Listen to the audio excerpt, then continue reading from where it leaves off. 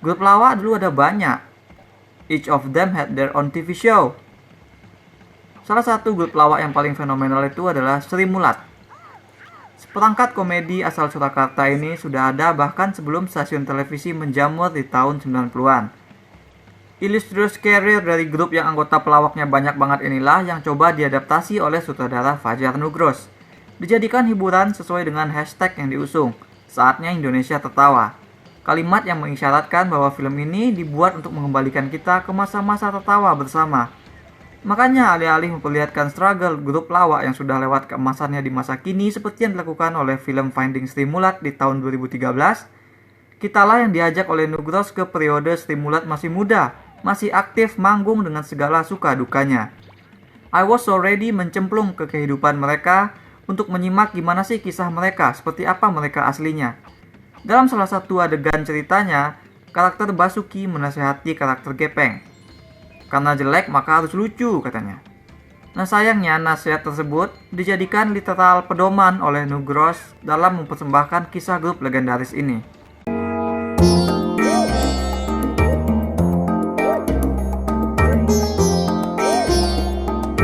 Ternyata cerita tidak dimulai dari bagaimana Sri Mulat pertama kali bisa sampai terbentuk. Frame babak pertama yang jadi judul film ini ternyata dimulai dari Sri Mulat sudah terkenal di Jawa. Tarsan, Nunung, Asmuni, Timbul, Kabul, Basuki, Juju, semua tuh udah jadi bintang panggung. Kelompok seniman pimpinan Teguh Slamet Raharjo ini sudah siap menjadi lebih besar saat ada undangan untuk tampil di stasiun televisi.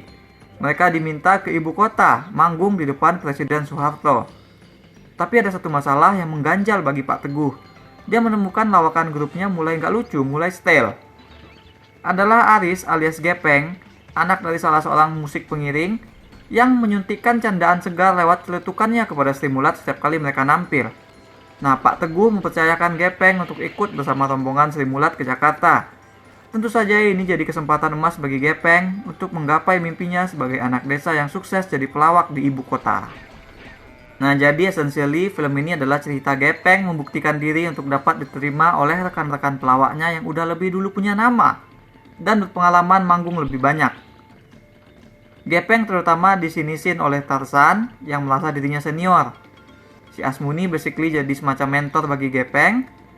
Lalu ada juga Basuki yang jadi sahabat sekaligus jadi ally yang paling percaya dan mendukung Gepeng untuk masuk menjadi bagian dari keluarga Sri Mulat.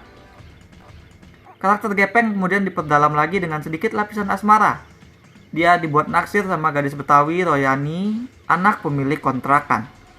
Arc si Gepeng sebenarnya sudah cukup kuat untuk jadi pondasi sebuah drama komedi, semacam tipe underdog story. Tapi tentu saja Sri Mulat bukan tentang Gepeng seorang. Seperti yang sudah kita sama tahu, Sri Mulat ini grup lawak.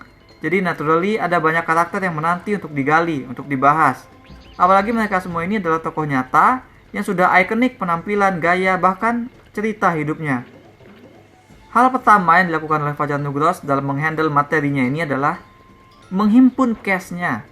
Menarik sekali pilihan Pak Sutradara soal cast ini. Salah satu concernku sama film Indonesia beberapa tahun terakhir adalah soal pengkotak-kotakan cast berdasarkan fungsi peran mereka.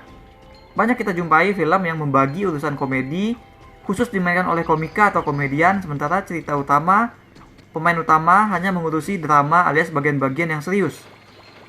Bahkan seperti sudah ada bagian khususnya ini semua. Kayak Asri Welas kan, selalu kebagian mengisi peran minor untuk komedi. Nah ini kan sebenarnya jadi membatasi range para aktor. Bintang utama jadi harus kayak jaim terus, bintang pendukungnya jadi receh terus gitu. Nah dalam Sri Mulat ini untungnya Nugros memberikan kepercayaan kepada aktor untuk bermain komedi. Bintang-bintang muda seperti Biowan, Zulfa Maharani, Elang El Gibran diberikan kesempatan untuk menggali akting komedi mereka.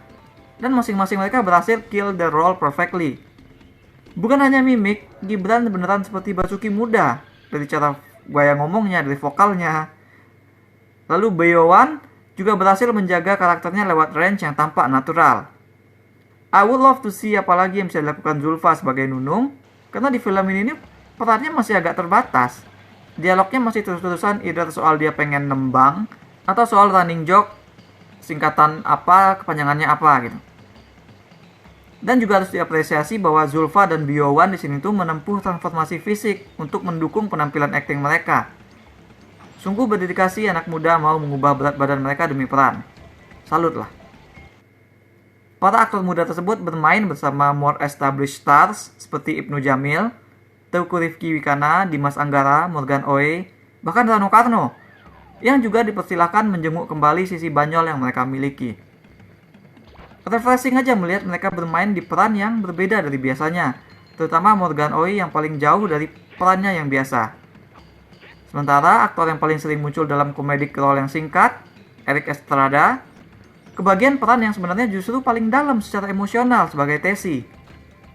Selain Gepeng, aku memang paling tertarik sama cerita Tesi alias Kabul. Naskah memang melingkupi proses kenapa seniman pria bernama Kabul itu memilih untuk jadi persona Tesi di atas panggung. Ada bagian cerita ketika para simulat harus mencari gaya atau gimmick mereka masing-masing. Mereka ini semacam menempuh perjalanan terpisah. Bagaimana Tarzan bisa sampai memilih seragam tentara yang sebagai ciri khasnya, bagaimana Gepeng memilih haircut. Kita bahkan dapat gimana ceritanya Paul bisa jadi punya kostum Dracula. For this reason, film juga jadi punya sedikit elemen horor.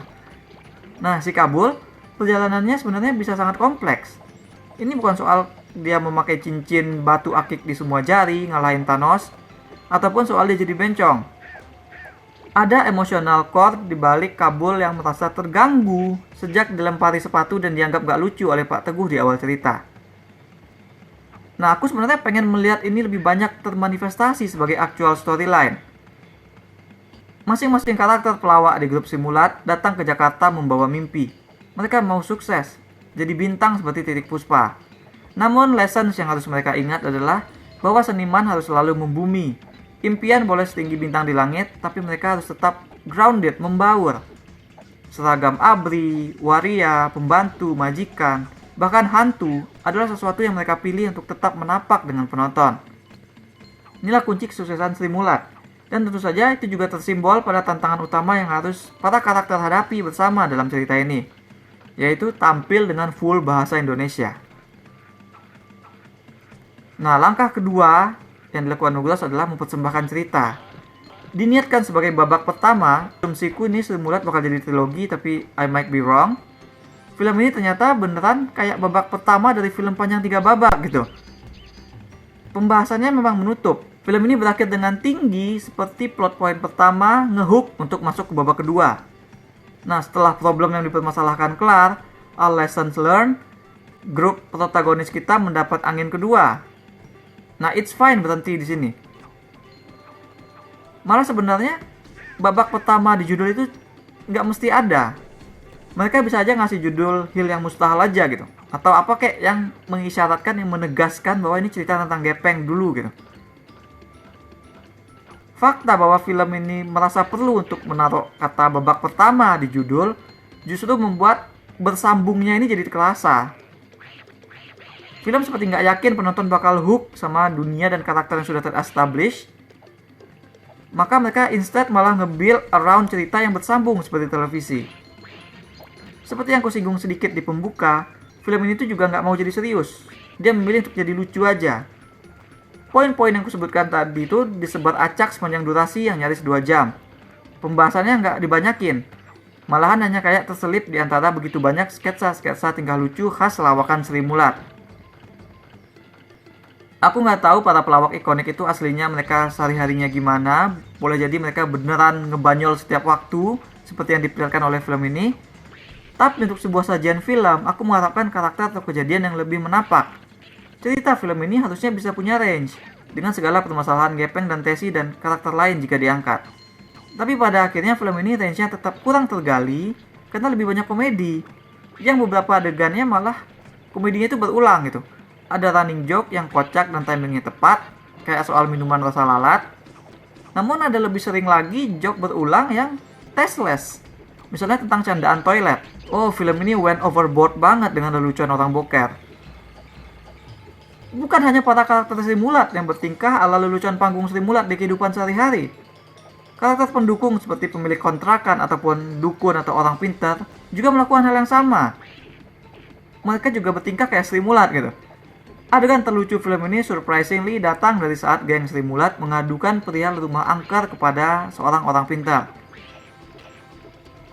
Nah, jadi agak ironis sebenarnya gimana film yang mempersembahkan karakternya ini sebagai makhluk yang ajaib sehari-hari, tapi adegan mereka melawak di panggung justru nggak diperlihatkan, hanya di skip. Kita nggak melihat dengan jelas mereka tuh di atas panggung nampil seperti apa. Kita hanya diberikan informasi bahwa mereka mulai nggak lucu, bahwa mereka mungkin butuh gepeng supaya lucu, dan bahwa Bapak Presiden yang nonton mereka manggung tidak tertawa, sehingga semua orang dilarang tertawa. Nah, ini sebenarnya singgungan bagus, dan by the way Soehartonya tuh mirip banget sama yang asli. Tapi sebagian besar memang film ini membuatku bingung. Kita melihat dan tertawa bersama Sri Mulat yang ngelucu sepanjang hari, dengan atau tanpa gepeng, tapi begitu di atas panggung, kita nggak melihat mereka, kita hanya diarahkan untuk percaya bahwa lawakan mereka nggak maksimal. Pak Teguh melempar dengan sepatu, Pak Presiden nggak tertawa melihat mereka. Jadi agak rancu, apakah film ini ingin memperlihatkan mereka itu lucu atau tidak sebenarnya kan di bagian pertama ini. Setelah berturut-turut nonton hal yang mustahil alias film-film action dan fantasi ala barat, menonton hal yang mustahil memang terasa seperti nice change of pace. Film ini memang terasa lebih dekat. Aku tahu 1-2 hal tentang Sri Mulat walaupun nggak pernah benar-benar ngefans. Dan film ini berhasil mengenai saraf nostalgia dan kenangan menyenangkanku perihal acara Sri Mulat dan juga era show komedi di televisi. Yang bikin aku terkesan di sini adalah penampilan akting, khususnya bintang muda yang gak jaim, dan nuansa jadul yang cukup terasa. Aku juga tertarik sama cerita Gepeng dan Tesi yang sayangnya film gak benar-benar build around it. Fokusnya lebih ke mengisi durasi panjang itu dengan komedi-komedi yang sometimes go overboard. Jadi aku agak sedikit kecewa sama film ini karena ngambil rute yang penting lucu aja. Dan terutama karena mencuatkan diri sebagai babak pertama dari entah berapa babak nanti, padahal dari yang ingin disampaikan di sini, film bisa saja hadir sebagai cerita utuh. Dan memang akhirnya berakhir sebagai close story, cuma memang garapannya terlalu loose dan mengincar hook untuk bersambung, tidak seperti film. Aku berikan 5 dari 10 bintang emas untuk Sri Mulat Hil yang Mustahil babak pertama. That's all we have for now. Apakah menurut kalian ada perbedaan antara pelawak zaman dulu dengan pelawak masa kini? Bagaimana dengan selera komedi masyarakat? Apakah juga ada perbedaan? Apakah ada perubahan? Share with us in the comments. Jangan lupa hit like dan subscribe supaya nggak ketinggalan review-review dan playthrough lain. Kunjungi mydirtsheet.com untuk review yang lebih detail. Kalian bisa juga kunjungi store mydirtsheet di ciptaloka.com. Ada banyak kaos dan pernak-pernik custom yang unik, mulai dari film, musik, game, hingga wrestling. Thanks for watching. Remember in life, there are winners and there are losers.